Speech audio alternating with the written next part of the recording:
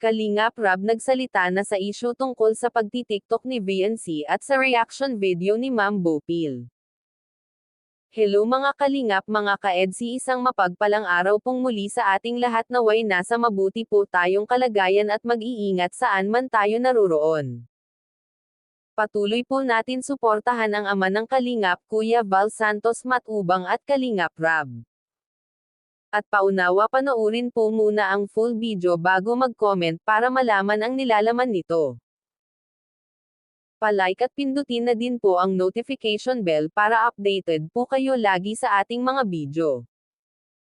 Kalingap Rab nagsalita na tungkol sa issue sa pagtitiktok ni VNC at sa reaction ni Ma'am Bopil. Dito nga mga kalingap mga ka-EDSI, sa live nga ni Kalingap Rab sinabi nito na ang mali po ay si Bopil.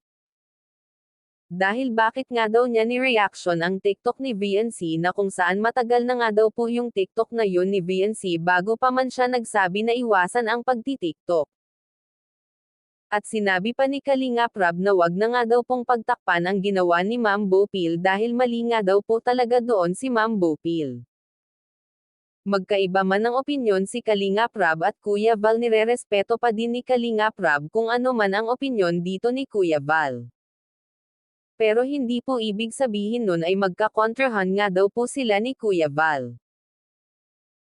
Pero gaya nga ng sinabi ni Kalingap Rab na sa bandang huli desisyon pa rin ni Kuya Val ang masusunod, pero sa opinyon ay malawak din naman iyon natanggap ni Kuya Val kung ano man ang opinyon ni Kalingap Rab tungkol sa reaction ni Ma'am Bopil, at maling-mali nga daw po doon si Ma'am Bopil.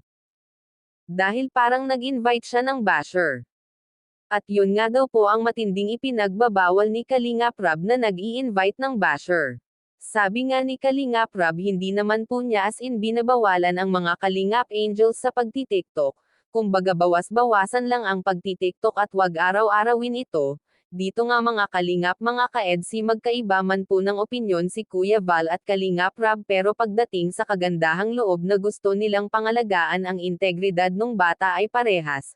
Gaya nga po ng sinabi ni Kuya Val at Kalingap Rab, ang pinapangalagaan nila dito ay wag makuha ng mga bashers yung mga video clips na ina-upload nila sa kanilang mga social media platform, tapos i-upload sa kanilang fake page, saka i-share at lalagyan ng caption na mga positive o negative man yan, sa kanila i-share sa kanilang mga pekeng page o account, at doon na po mag-generate ng bashang. Alam naman natin ang mga tao, iba-iba po yan ng mga pananaw at opinyon, yun bang konting mali lang na galaw mo ay bibigyan na nila yan ng ibang kahulugan o hindi magandang kahulugan.